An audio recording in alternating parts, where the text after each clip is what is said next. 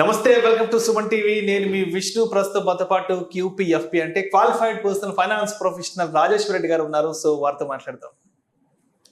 నమస్తే రాజేశ్వర్ రెడ్డి గారు. నమస్తే అండి సార్, ఎలా ఉన్నారు సార్? Fine sir. అయితే మనం ప్రీవియస్ వీడియోస్లో ఈ గవర్నమెంట్ స్కీమ్స్ గురించి, అదేవిధంగా లాంగ్ టర్మ్ ఇన్వెస్ట్మెంట్స్ గురించి మాట్లాడుకున్నాం. అవును. సో అయితే ఇప్పుడు చాలా మంది అడుగుతున్నారు, సేవింగ్స్ గురించి చెప్పండి. అండ్ కొంతమంది బయట కూడా అనుకుంటూ ఉంటారు, సేవింగ్స్ చేద్దాం అనుకుంటున్నాం కానీ ఎప్పటికప్పుడు అది పోస్ట్ పోన్ అయిపోతుంది, ఏం చేయాలి అర్థం కావట్లేదని. సో దీని గురించి మీరేం చెప్తారు? ఇది నాకు కూడా కొన్ని కాల్స్ వచ్చాయండి. సేవ్ చేద్దాం అనుకుంటున్నాను కానీ సేవ్ చేయలేకపోతున్నాను, అండ్ ఎంత సేవ్ చేయాలి, రకరకాల క్వశ్చన్స్. కొందరేమో అసలు సేవ్ చేయడానికి ఛాన్స్ ఉండట్లేదు, మంత్లో ఇన్కమ్ రాగానే ఎక్స్పెన్సెస్లో అన్నీ వెళ్ళిపోతుంది. సో అసలు ఎంత సేవ్ చేద్దామన్న ఛాన్స్ లేదని ఒకరు, ఎంత సేవ్ చేయాలి, సపోజ్ సఫిషియంట్ ఇన్కమ్ ఉంది అని అనుకుంటే ఎంత సేవ్ చేయాలి అని ఇంకొకరు. ఇలా డిఫరెంట్ క్వశ్చన్స్ ఉన్నాయి. అయితే దీనికి మనకు పర్సనల్ ఫైనాన్స్లో థంబ్ రూల్స్ అంటామండి. థంబ్ రూల్స్ అంటే ఏంటంటే అదొక ప్రీవియస్ ఎక్స్పీరియన్స్ ప్రకారం ఫ్రేమ్ చేసిన ఒక rule. Probably person to person కొంచెం తేడా ఉంటుంది, బట్ బేసిక్గా ఎవరైతే ఇన్వెస్ట్మెంట్ స్టార్ట్ చేయలేదో వాళ్ళు ఈ థంబ్ రూల్స్ని ఫాలో చేస్తే అట్లీస్ట్ ఒక ట్రాక్ అనేది క్రియేట్ అవుతుంది, ఒక ప్రాసెస్ క్రియేట్ అవుతుంది. సో అలా థంబ్ రూల్స్లో చూసుకుంటే we have many personal finance thumb rules. చెప్పండి. మనీ సేవింగ్ గురించి, ఇన్ఫ్లేషన్ గురించి, రిటర్న్స్ గురించి, మనీ ఎన్ని ఇయర్స్లో డబుల్ అవుతుంది, ఎన్ని ఇయర్స్లో ట్రిపుల్ అవుతుంది, ఎన్ని ఇయర్స్లో 4 times అవుతుంది, ఇలాంటి గురించి ఇలా వేరియస్ థంబ్ రూల్స్ ఉన్నాయి. థంబ్ రూల్స్ ఏంటంటే మనము ఫిక్స్డ్గా దాన్ని తీసుకోవద్దు. ఫర్ ఎగ్జాంపుల్ ఇప్పుడు జనరల్గా బేసిక్గా మనం ఏమంటాము, ఒక డే ప్రొడక్టివ్ ఉండాలంటే ఏంటి, మార్నింగ్ లేవాలి అంటాం. అంటే మార్నింగ్ ఎప్పుడు లేస్తే డే ప్రొడక్టివ్గా ఉంటుంది అంటే జనరల్గా కొంతమంది 5 అంటారు, కొంతమంది 6 అంటారు. ఆర్ మన ఎఫెక్టివ్నెస్ అనేది మార్నింగ్ ఉంటుందా, ఈవినింగ్ ఉంటుందా.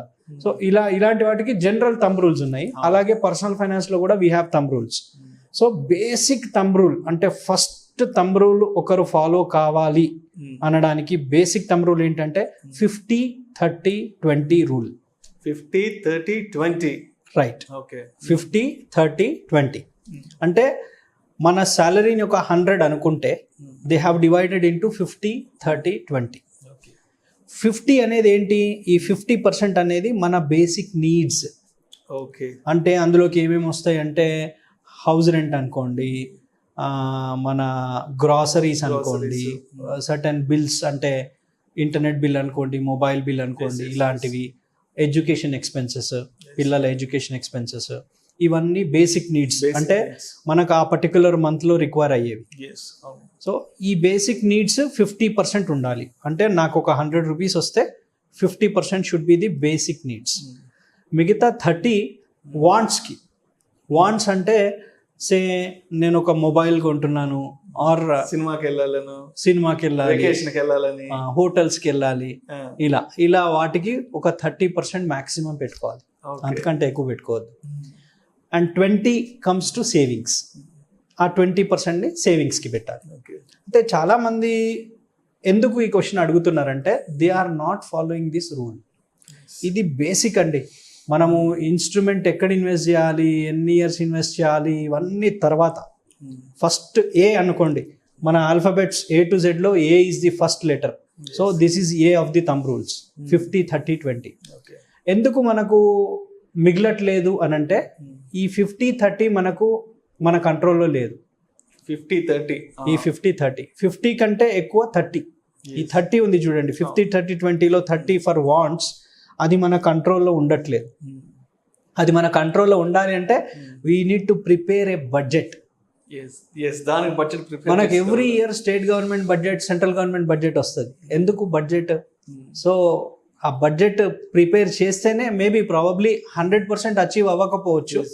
But if that budget is in proper place, మనం మెల్లిమెల్లిగా we'll try to achieve that. So మీరు ఫస్ట్ ఏం చేయాలి అని అంటే 100 రూపీస్ మీ ఇన్కమ్ అనుకుంటే యూ ప్రిపేర్ దీస్ బడ్జెట్స్. మీ నీడ్స్ ఏమేమి ఉన్నాయో అన్నీ ప్రిపేర్ చేసి పెట్టుకోండి.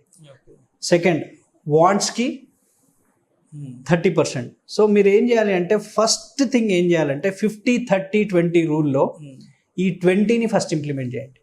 20ని ఫస్ట్ ఇంప్లిమెంట్ చేయండి.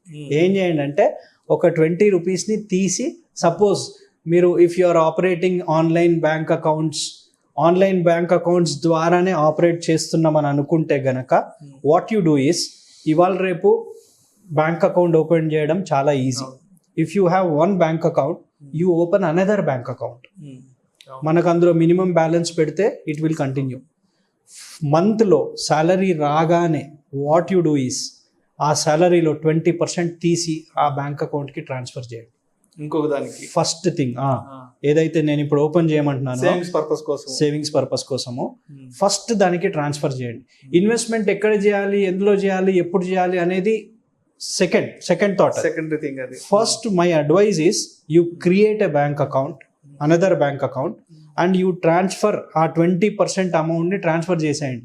మీ ఇన్కమ్ 10,000 శాలరీ ఉన్నా 22,000 ట్రాన్స్ఫర్ చేయండి. 50,000 శాలరీ ఉంటే 20% ఎంత, 10,000 ట్రాన్స్ఫర్ చేయండి. ₹1,00,000 ఉంటే ట్రాన్స్ఫర్ 20,000. ఇది ఫస్ట్ ఒక 3 to 6 months మీరు ట్రాన్స్ఫర్ చేయండి.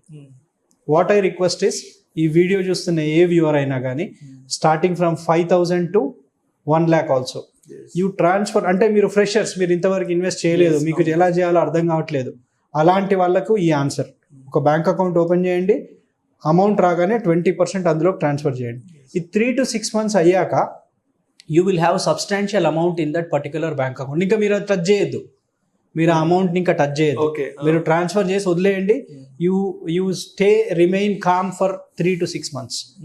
అప్పుడు ప్లానింగ్ స్టార్ట్ చేయొచ్చు మనం. ఎందుకంటే ఈ 3 to 6 monthsలో మనం ప్రతి నెల ఆ 20% పక్కకు పెట్టినామంటే, ఒక 3 to 6 months పెట్టినామంటే we have adjusted our selfs with in that 80%.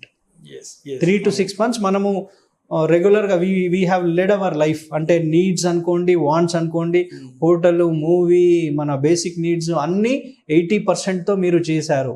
That brings you confidence in you. So ఆ కాన్ఫిడెన్స్ వచ్చింది అంటే అప్పుడు మీరు you can start exploring various investment options. అప్పుడు ఒక గోల్ సెట్ చేసుకోవడము, ఆ గోల్కి ఇంత, అదంతా సెకండ్ స్టెప్. బట్ ఈ వీడియో మటుకు ఇక్కడి వరకు నేను రిక్వెస్ట్ చేసేది ఏంటంటే ఇది ఇంప్లిమెంట్ చేయండి. 3 to 6 months తర్వాత అప్పుడు ఆ పాయింట్కి రండి, ఎక్కడ ఇన్వెస్ట్ చేయాలి, ఎంత ఇన్వెస్ట్ చేయాలి. ఇందులో ఏమైనా డౌట్ ఉంటే యూ కెన్ ఆస్క్. లేదు, మొత్తం క్రిస్టల్ క్లియర్గా ఉంది. ఒకవేళ సపోజ్ వేరే అకౌంట్ లేకుండా నేను పక్కన పెడుతున్నాను, జస్ట్ అందులోనే ఉంటుంది, నేను టచ్ చేయను అని అంటారు చూడండి, దాచిపెట్టుకోవడం ఉంటాం కదా, అది చేయకండి. ఎందుకంటే ఇన్ని రోజులు మీరు ఎందుకు ఇన్వెస్ట్ చేయలేకపోతున్నారంటే దట్ ఈస్ ద ప్రాబ్లం. మీరు అందులోనే ఉంటుంది 20% నేను టచ్ చేయను అంటే ఏదో ఒక రోజు టచ్ చేయాల్సి వస్తుంది, కనిపిస్తుంటుంది. మనకు కనిపించినప్పుడు ఏవో కోరికలు వస్తుంటాయి. సరే ఈ ఒక్కసారి తీద్దాంలే, ఒక 5-20% అయినాయి అనుకోండి, ఒకటే 20% తీద్దాంలే, ఇలా డిఫరెంట్ కోరికలు వస్తాయి.